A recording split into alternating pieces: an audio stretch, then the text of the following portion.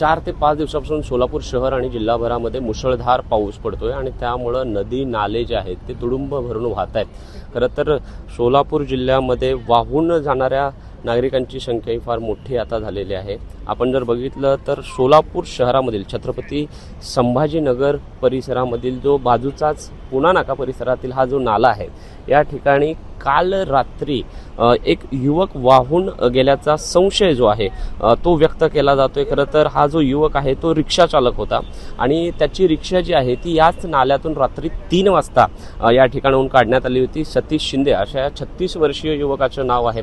खरं तर रात्रभरापासून इकडचे स्थानिक प्रतिनिधी असतील किंवा त्यांचे मित्र आप्तेष्ट असतील ते त्यांचा शोध घेण्याचा प्रयत्न करत आहेत। मात्र अद्याप तरी त्या युवकाचा शोध जो आहे तो लागलेला नाहीये। या युवकाचे बंधू आपल्यासोबत आहेत। काय सांगाल, साधारणतः कधीपासून तुमचा भाऊ घरी आलेला नाही आणि काय परिस्थिती? 11 वाजल्यापासून। हा रोज तर 8, 8:30, 9 ला घरी येते। मग रात्री इथनं आला तर ना, मग इथनं आल्यावर इथं पाण्याचा प्रवाह एवढा नव्हता। मग त्यानं साधारण आपल्या रेग्युलर प्रमाणे आलाय आणि इथं बॅरिगेट वगैरे काही लावलेले नाहीत। इथं काम चालू असताना बॅरिगेट वगैरे लावायला पाहिजे। माणूस असा रस्ता ओपन आहे म्हणलं तर सहज साहजिक काय जात आहे। आता लक्षात आलं नाही त्यानं आला। मग पाण्याचा प्रवाह वाढल्यामुळे त्यानं काय केला, गाडी तिथंच आहे त्याची।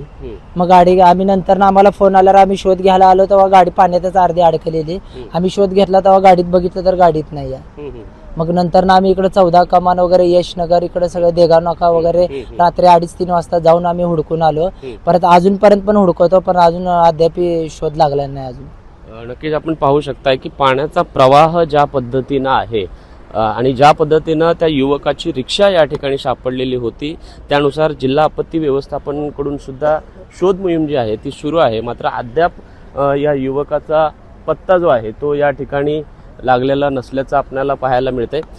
त्यामुळे आता पाहावं लागेल की किती तासानंतर आपल्याला या युवकाचा शोध लावतो आणि नेमकं या सर्व प्रसंगाला जबाबदार कोण, अशा पद्धतीचा सवाल या निमित्तानं आता उपस्थित केला जातोय।